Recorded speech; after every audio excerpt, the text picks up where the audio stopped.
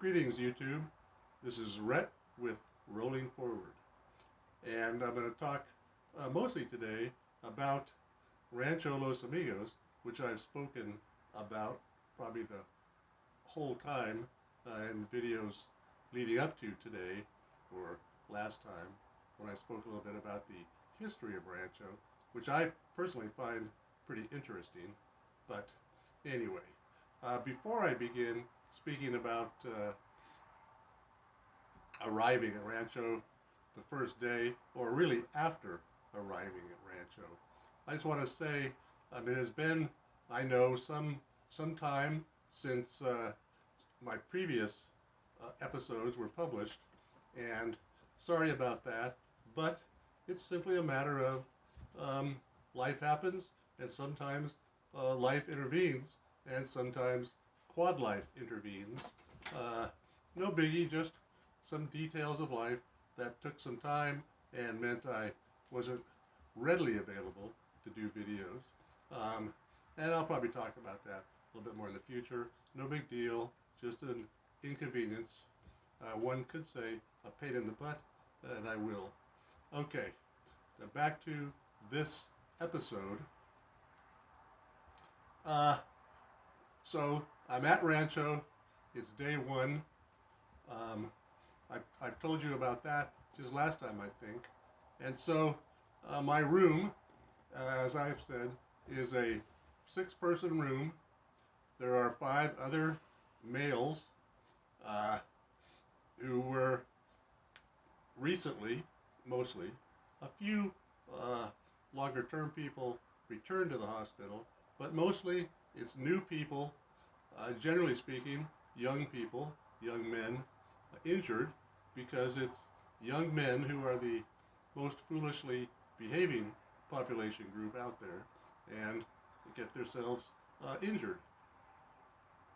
So my room again, 6 people in a room, 3 on each side of the room, and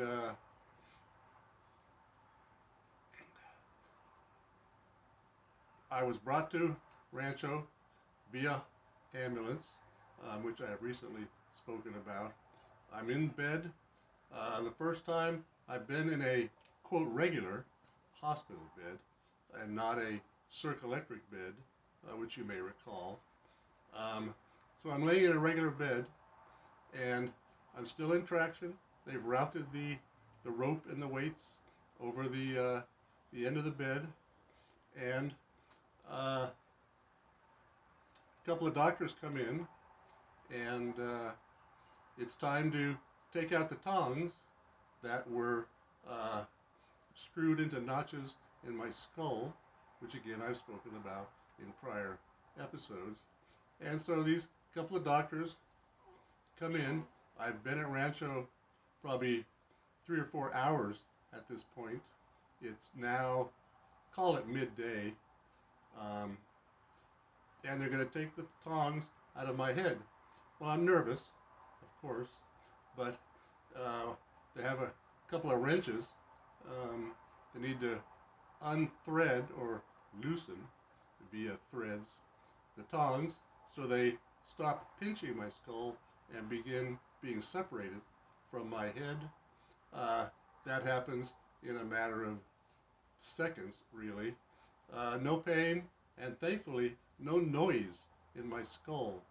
That was kind of the freaky part of putting them in. Loosen them, the tongs come out, really no pain at all. The wounds that are in the side of my head, which were short, probably inch-long incisions to let the metal posts get into my skull. Those are just, sorry about that. Well, the doctors walk out with the tongs, at which point the nurse cleans the wounds on the side of my head, which felt wonderful after the itching for several weeks, well, for the whole time they were in, about 6 weeks. It felt good, and then dried and just covered up with a Band-Aid. and voila, I'm tongless in my head. That was good. And I'm in a room. It happens to be about the midpoint of a straight hallway,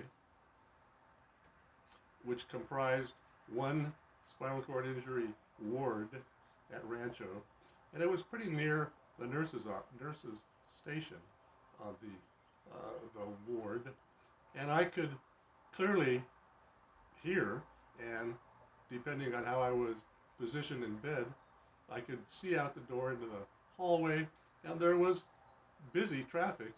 Some of it were doctors mumbling. Some words are clearly discernible. Nurses talking about patients, talking about their date last night. Therapists, occupational therapists, physical therapists, walking by, busily going about their daily work with the people who are patients here now. Here now, 1968, remember, in Rancho Los Amigos, a rehabilitation hospital. And it's a busy pace.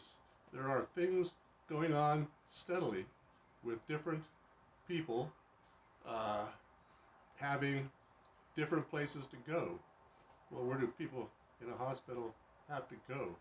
Well, rehabilitation appointments, physical therapy, occupational therapy, and others. And after the wounds, small wounds on my head were dressed, the nurse was the head nurse on this ward, really a good person. She kind of switches gears and said, okay, time for a little orientation. And it was very simple, very straightforward. And she said, okay, I'll tell you a little bit about your schedule coming up. And she said, you'll be going to physical therapy, I think it was 3 times a week. Occupational therapy, also 3 times a week, 3 days a week. And there were also some other appointments, which I'll speak about shortly. But she said, this is all stuff now, coming up, starting now, that you have to learn, because we're not going to be here to take care of you for the rest of your life.